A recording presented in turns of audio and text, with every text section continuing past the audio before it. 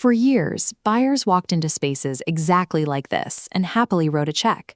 Zero walls, infinite sightlines, the ultimate blank canvas. The appeal made sense. You get maximum natural light pouring in and can host a dozen people without anyone feeling left out of the conversation. Then, remote work and multi-generational living put that layout to a daily test. Suddenly, one person taking a call meant the whole house had to whisper. Heating a massive open space became expensive. The lack of boundaries trended from freeing to chaotic. This chart tracks buyer preferences. Demand for open flow plateaus, while demand for dedicated privacy spikes upward in 2020. This gap is the broken plan demand gap. Buyers now expect a compromise: open light but strict visual and acoustic boundaries. If a home hits the market today with a completely unfiltered, boundaryless layout, buyers penalize it. They perceive the open space as a problem they have to solve, which directly reduces the final sale value. So you own an open concept home. Buyers are asking for privacy you don't have, and a $20,000 structural renovation is completely out of the budget. You hear the feedback after showings. Buyers worry about echoing Zoom calls in the living room or staring at kitchen clutter while trying to relax on the sofa. Fixing that flow does not require hiring a contractor, pulling city permits, or putting up a single sheet of drywall. You can engineer a highly profitable broken plan using nothing but strategic staging geometry. The trade-off is straightforward. You give up a few square feet of walkable floor space and spend a fraction of a renovation budget on staging. In return, you deliver functional appeal that translates into higher offers. To do this right, we need to evaluate every staging decision by weighing the cost and effort against how much it actually improves a buyer's perception of privacy. This quadrant chart is our baseline. The horizontal axis measures staging cost. The vertical axis tracks buyer privacy. Floating furniture lands in the bottom right. Zero material cost, immediate impact. Building half walls lands in the top right. High impact, but high cost. Staging wins.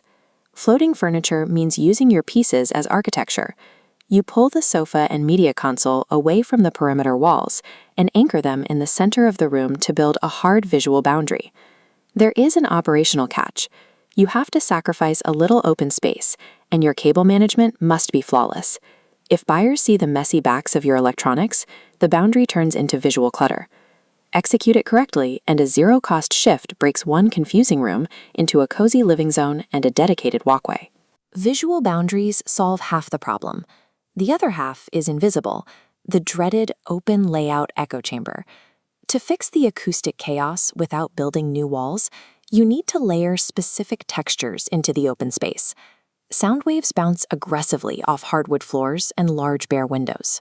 Intercept them using thick area rugs, heavy velvet drapery, and textured fabric room dividers.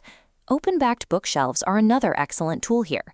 They physically diffuse sound waves traveling across a room while still letting natural light pass right through. But tread carefully. If you overstyle those shelves with too many trinkets, you create a wall of clutter.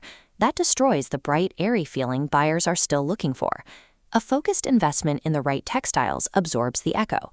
It proves the home can handle two people on separate Zoom calls, neutralizing a remote worker's biggest objection before they even voice it. Which brings us to the most requested feature today, a dedicated space to work.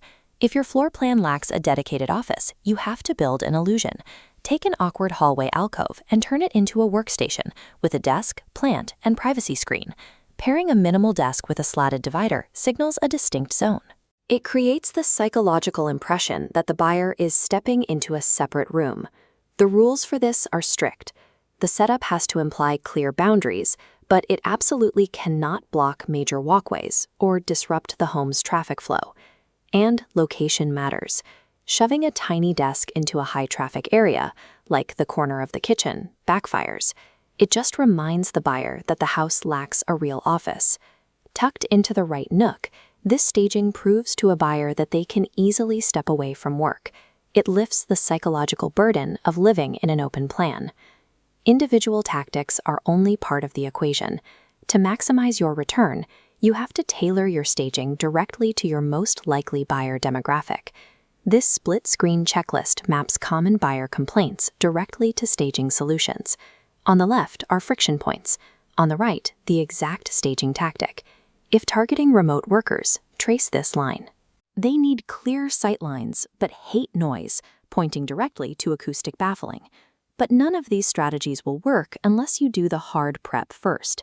You have to completely depersonalize the space and put your oversized, bulky furniture into a storage unit.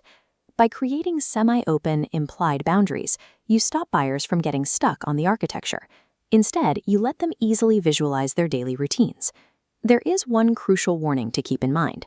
These zoning strategies will fail in specific types of homes. If your house is under 1,000 square feet, attempting to use furniture as dividers will induce claustrophobia.